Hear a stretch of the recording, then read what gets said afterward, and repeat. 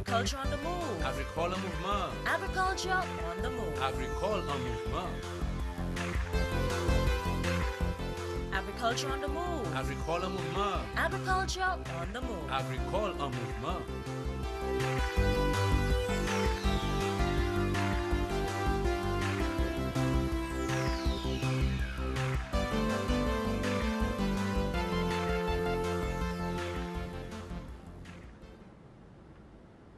Hello again, viewers, and welcome to the program Agriculture on the Move. My name is Phillip Sydney. May 22nd, the world celebrates Biological Diversity Day. In short, biodiversity.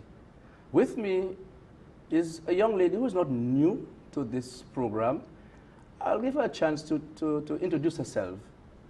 Good morning, Mr. Sydney. My name is Jannel Gabriel. I am the Biodiversity Coordinator in the Ministry of Sustainable Development, Energy, Science and Technology. A long name. A very long name. And as you could see, Jannel we are in biodiversity, biological diversity mood. That's right. You know, Jannel is all primed up because as you realize, she's armed with four.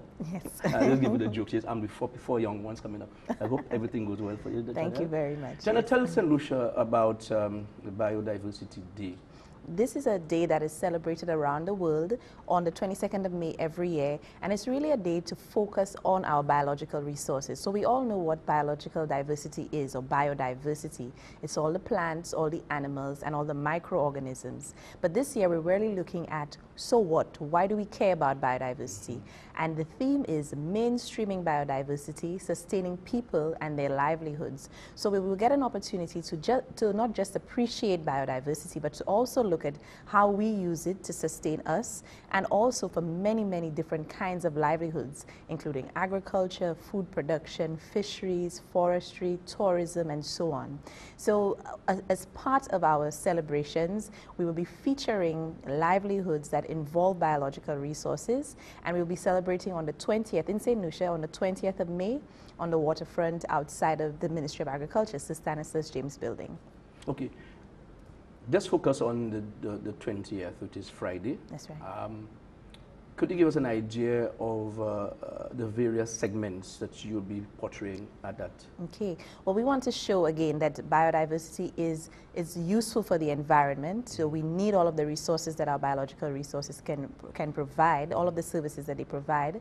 But then we also want to show that persons are making livelihoods, prime livelihoods, using those different resources that are available to all of us. Mm-hmm. So for instance, tour guides who do tours with bird watching, turtle watching, and so on. Persons who make wines using local plants. One, for instance, that will be on display is the Latanier plant, right. Which is used to make wines as well as brooms. Mm-hmm. And we will also have persons who make shakes, smoothies, food items, punches, all using biological, naturally available, locally available goods. Mm-hmm. We will also have a section of fine boutique items such as soaps, handmade soaps, handcrafts, jewelry, souvenirs, and also chocolates, fine chocolates that are locally made using our local cocoa products.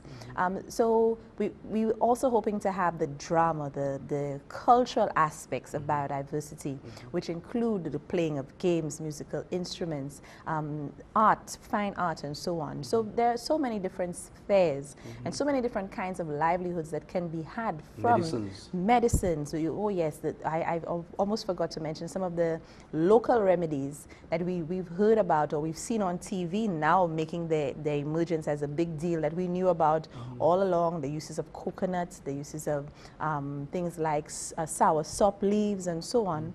Those too will be on display. Uses of rubs and fixtures and things like that that are helpful for us. So medicinal uses and all the different uses that we can put biodiversity to, these will all be on display.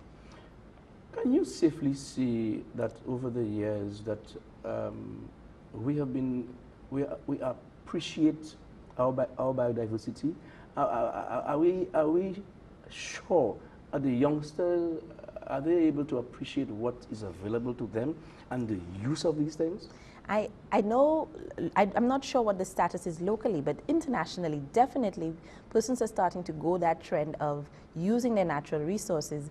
For instance, the pharmaceutical or nutraceutical industry is an industry that has been projected to grow to $250 billion US by 2018, and that is using things like our soursop, our coconut, and so on to make food supplements, capsules, and so on. So we know that internationally it is a growing trend, and as far as how quickly we are catching up in St. Lucia, on a local scale, there are definitely people who are turning towards natural remedies, natural medicines, natural uses of their products. And so I think it is a growing trend, but there's a lot that has to happen still. There's a lot that has to happen as far as how we see these resources and how we see the value coming out of them, and then to develop our ability to extract the uses from them. So it's coming along, but slowly. In terms of the use of the natural resources, in terms of sustainability, the overuse of those resources, how is that happening now? I mean, is there programs in place to guide and educate the populace as to how to use and how to sustain it? We do have a few success stories. A few of them I can mention. One is the Sustainable Charcoal Production Program that's being done by the Ministry of Sustainable Development through the Forestry Department. So with that, you have a system of producing charcoal that is not just a slash and burn random, but actually goes in and takes off wood in places where it is a problem and helps to regenerate the forest. So that's one initiative that is sustainable and successful and also contributes to livelihoods. You have initiatives like the Lucia, which took a lot of study and research to find out what is the best way to harvest the incense that is used and sold to churches here and overseas, very, very widely, very popular, especially in Martinique and so on. So sustainable ways of harvesting that Lucia, which if people don't know, comes from a tree. But it is almost extinct. And a method has been developed through a lot of research to find out what's the best way to tap it out so that you don't kill the tree in the process.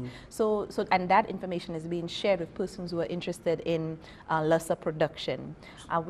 So is forestry involved in the, say, the rehabilitation and planting new fields of the Lucia? Yes, all of that is included as part of it. So where there is Lucia available and persons are using it, they will be given the techniques as to how to harvest it so that they don't destroy in the process. Okay. The Latanier project was also something that received a lot of success because as part of the production and the use of Latanier, you also had the growing of new trees, and so that plant, that species does not become extinct. So in this way, we are not saying don't use the crop at all, but here's how we can sustainably use it so you can make your money, but still have something to continuously make your money off of. I think ICA was involved with some a women's group up in Prale or somewhere in Miku. Superior brooms. To create brooms, and they assisted. I think they were assisted in the cultivation. That's right. Of that tree. Is that still in progress? The organization is still functioning. I know that they were looking to exporting the brooms because there is a high demand around the Caribbean for it.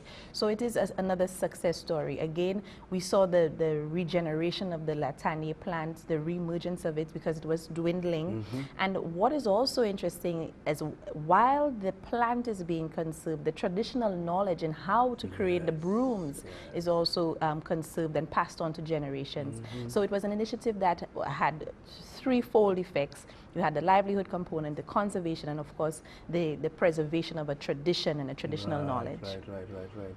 So the traditional knowledge, in what way are you all preserving that? I mean, for continuity, what program is there for that? Well, at the moment, it's really a word of mouth, passing on, seeing the process and passing it on. But I would imagine that at some point we get to the stage where it can be documented or videoed, and that might be useful. But at this point, it's really word of mouth and showing people hands-on how to get it done. There was something, I only see it during the Creole Festival, the making of the chairs. The chaise jaune, what do you call it?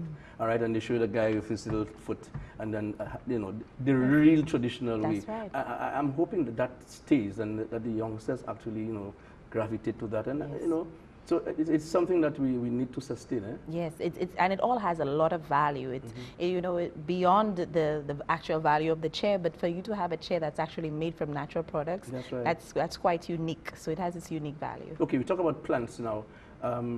We're going for our first break, but when I come back, I need us to talk about the animals. Okay. Because don't forget agriculture and sustainable development, they work hand in glove. Absolutely. You're watching Agriculture on the Move. We are due for our first break. Back soon. Black Sigatoka is a fungal disease which affects the leaves of banana and plantain plants. It causes a reduction in the size of the bunch and the quality of the fruit. In commercial banana and plantain production, Black Sigatoka disease is controlled with chemical as well as non-chemical measures. Chemical measures involve the application of spray oil and fungicides. However, it is neither practical nor safe to use agrochemicals to control Black Sigatoka in backyard gardens. Non-chemical measures include good agronomic and cultural practices such as weed control and proper drainage. Affected parts of leaves should be pruned or cut off from the plant. Use a clean, sharp cutlass or knife. Infected leaves should be disposed of properly or added to a compost heap. For more information on how to treat and control Black Sigatoka on your farm or in your backyard garden, contact the Black Sigatoka Management Unit at 451-5491, 451-5894, or email bpmu@candw.lc. This message is brought to you by the Ministry of Agriculture in collaboration with the International Cooperation and Development Fund of the Republic of China on Taiwan. Welcome back to the program. Jannel, we spoke about plants. In this short space, we can't go too much into any one element. Let's look at the animal section. I know, for example, the agouti, Right.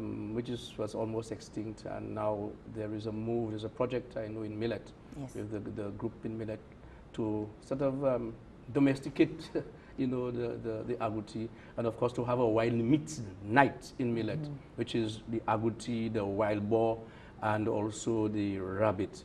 Yes. Tell us something about you know, the wildlife and the Okay. biodiversity. Well, it's interesting that you mentioned the animals, because of course animals are part of biodiversity. All of the animals, the earthworms that till the soil and provide air in the soil for farmers to grow their crops, the bees and the beetles that pollinate the flowers. All of Yes. those are important Right. for our food production and for our livelihoods, for our living. We have other animals like the agouti that you mentioned, which have had protected status for a very long time. And so their numbers have gotten to the point where we can now manage them a little bit more sustainably. So we have that initiative that's happening with the Millet Group. I think it's funded by Jeff Small Grants. Yes. And they are rearing agouti, training cooks in how to prepare it and having it as a delicacy. So again, you have a conservation effort that is also sustainable and provides an income, a livelihood for Yes, persons to do yes. animal rearing. And there are lots of other opportunities. It just takes a little bit of creativity and maybe a little courage to look around and see what do we have that's available to us that we can use and we can, you know, to create something new and different. That's right. We also have a few other conservation efforts that are taking place. One is the Semper's warbler, which is a bird species, a very rare bird species that hasn't been seen since the 1960s. And so now the forestry department is starting this initiative to do their research so they can see where it is and in its habitat. We also have the white-breasted thrasher, which is an endemic songbird, very rare, only found in St. Lucia and Martinique. 90% of it is found in St. Lucia, 10% in Martinique. And that bird lives, it's only found in those two countries, and it's only found on the east coast of St. Lucia, so from Praslin to Dennery. But of course, with all of the pressures that are placed on those, the development and so on those areas, they've moved up into the Ianola region, which is from the east coast, from Casaba down to Dennery side. So now they're in a new area, and so they again need to be protected, and persons need to know, why are these birds important? Why are they important?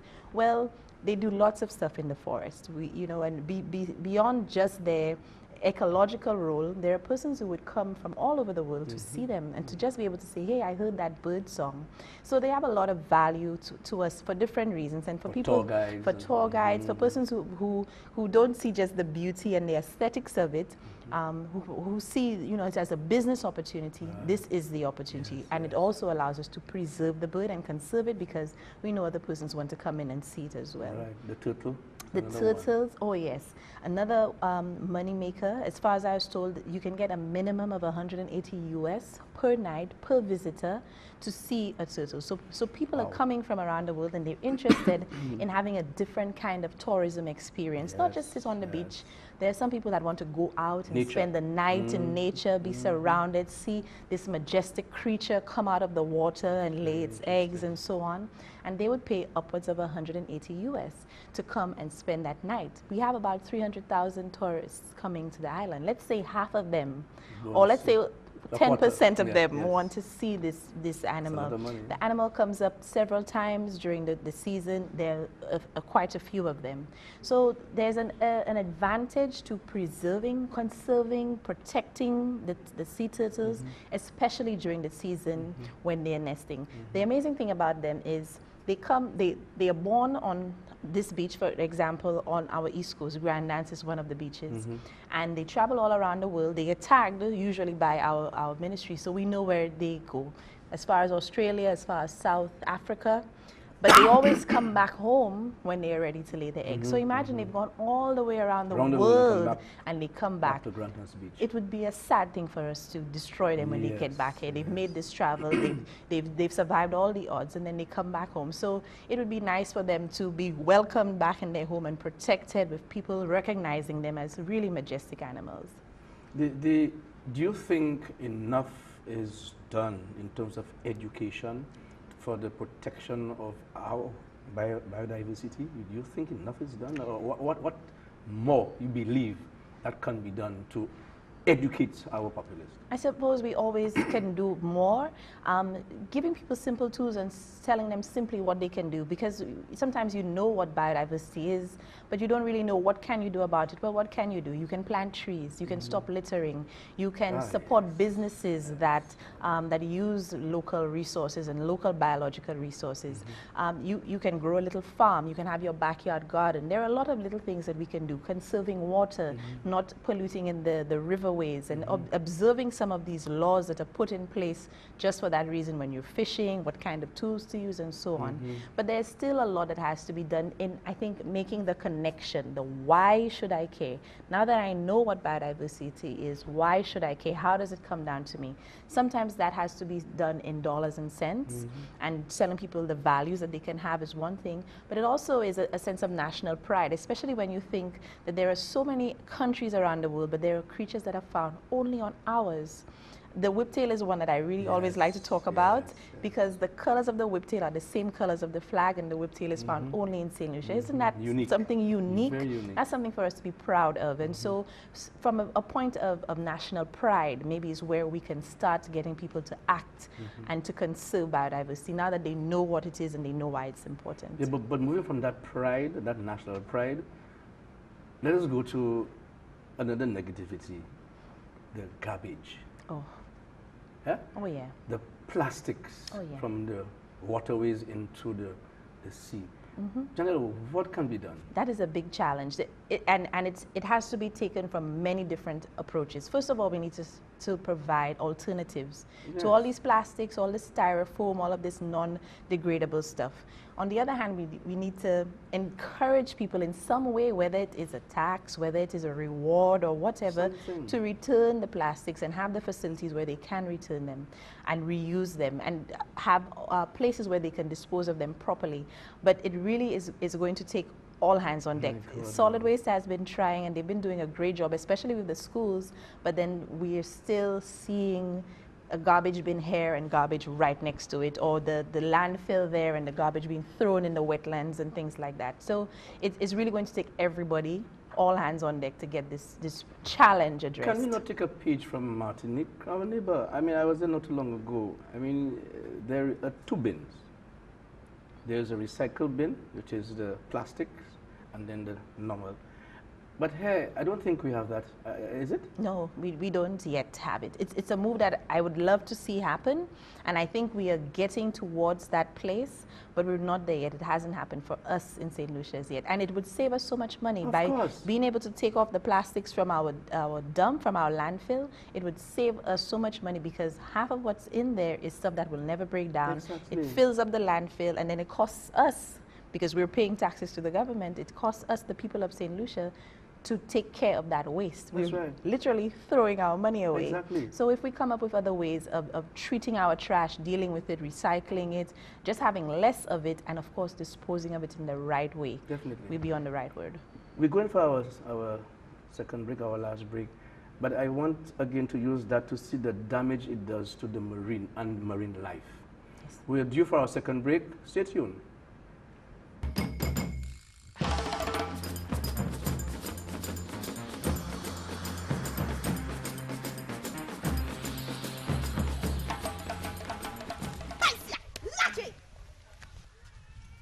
Bon marché. Qu'est-ce qui arrive? Pas acheter un rien en la main. Choc moi dou. Moi ouais. Moi kade sen ti mè le travail, le mè wè chok, a soupi la fè moun la. Hey!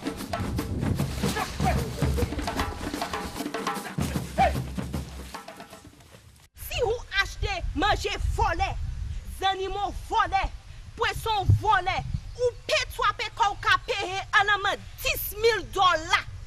Ou paye même pour 2 ans l'argent pour ça. Ni ou, ni choc. Est-ce que vous avez un enfant là? Où est ma goutte, moi? Hein? Vous là, si vous faites un chiffre, n'a quoi escouade police là-bas ou à présent, même.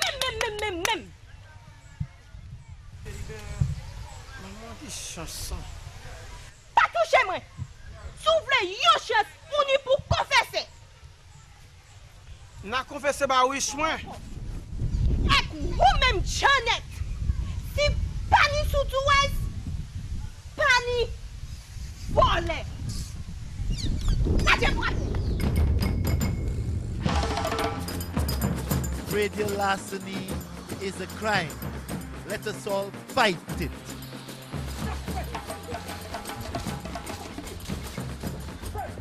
A message from the Predial Larceny Unit of the Ministry of Agriculture and Mamai Moshi. Welcome back to the program, Agriculture on the Move. We're talking biodiversity. Jannel, just during the break, I want to bring it up because we want to look at the impact of garbage on the marine, all right?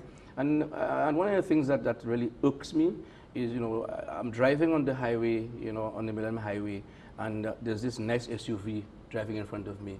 And from the window, a plastic bag or a cup to the window out, and my horn comes on, beep.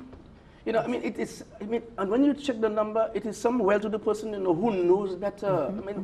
How can we get, what can be done? What else can we do? We didn't have to look very far after all of the storms and Thomas and all of the hurricanes to see the impacts that this trash clogging up the gutterways, clogging up the rivers had. The bridges that were broken were because of debris that came down and so on. So we know that it impacts us, and still it is happening. But I think it might just take continuous education, enforcing the laws against littering, especially from moving vehicles, which also irks me so much. But really taking a multifocal approach to addressing trash and littering and pollution, because it is a serious problem that we are paying for, literally It worked sometimes some years ago. I remember this is Lansico, introduced what you call the police zone. So I think now we need to change the name. The stigma attached, yes. Yeah, it worked. Yes. And the problem is it goes down to the marine.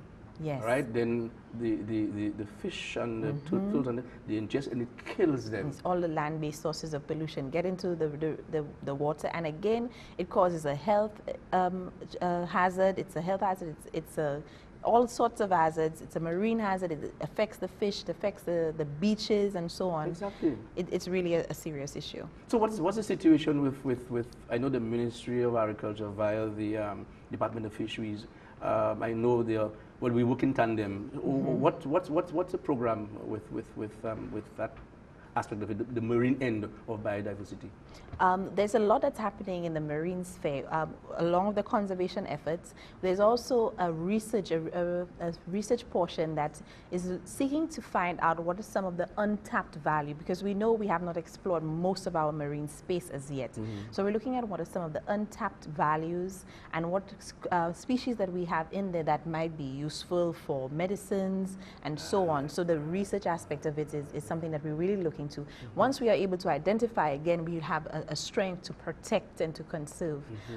Part of the initiative to protect the wetlands, which are also under the purview of the Ministry of Agriculture, is to create livelihoods within the wetlands. So having tours, having kayaking trips and so on, because like I said, tourists are looking for a different kind of adventure, not just to sit by the beach experience. They're looking to do something creative and different. So one of the initiatives is to create livelihoods in the wetlands that protects the wetlands, promotes sustainable charcoal harvesting and production, and also creates some tours and trains tour guides so that they can continue, even when there's no charcoal production, they can continue to earn an income. And the diving industry too, eh? I mean, they have a lot of companies that do. Oh yes, there are quite a few agencies that benefit from having a clean marine ecosystem. So the tour guides, the hotels, the boaters, the fishers, and so there have been cases where these partners have come together to start up initiatives. And so I'm also interested to see how they roll out so that they can be profitable for the environment and for those people who are making money off of it. And then of course when you look at the like the sea urchins, and of course that is also being maintained in some way, because you're not supposed to harvest in the non-harvest period and other things like. So I think I'm hoping that more should be done, because the penalties are there, but I don't think it is really enforced, because now we're still having people harvesting the sea eggs, which is not in season. This is not open.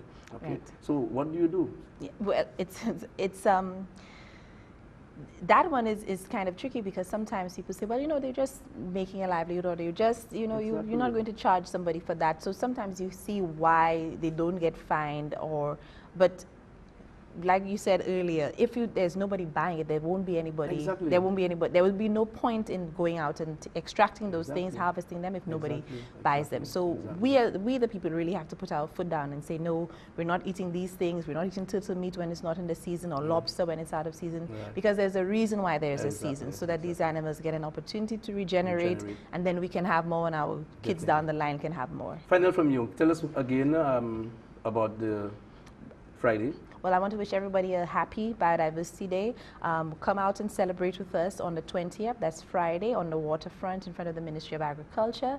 We will have an exciting program on, lots of exhibits, a lot of interesting interactions, and there will be an opportunity to view our documentary on mango biodiversity. It's a locally produced documentary, and it's all about the different varieties of mangoes and how they can be used. So if you like mangoes like me, please come and check it out as well. And whatever you do, have a happy Biodiversity Day. Conserve water, plant trees, support the businesses, but really try to protect some of these unique creatures and species that we have in St. Lucia. Thank you, Jannel. Thank you for being here. I wish you success. Success overall with your new biodiversity coming on board. Thank you. Thank you again. You've been watching Agriculture on the Move. I thank you for viewing. Thank you for the NTN team for bringing this program to view. And keep watching Agriculture on the Move. Agriculture is our business, and eat fresh. St. Lucia's best. I'm Phillip Sydney. Good day. Thank you, Jannel. Agriculture on the Move. Agricole en mouvement. Agriculture on the Move. Agricole en mouvement. Agriculture on the Move. Agricole en mouvement. Agriculture on the Move. Agricole en mouvement.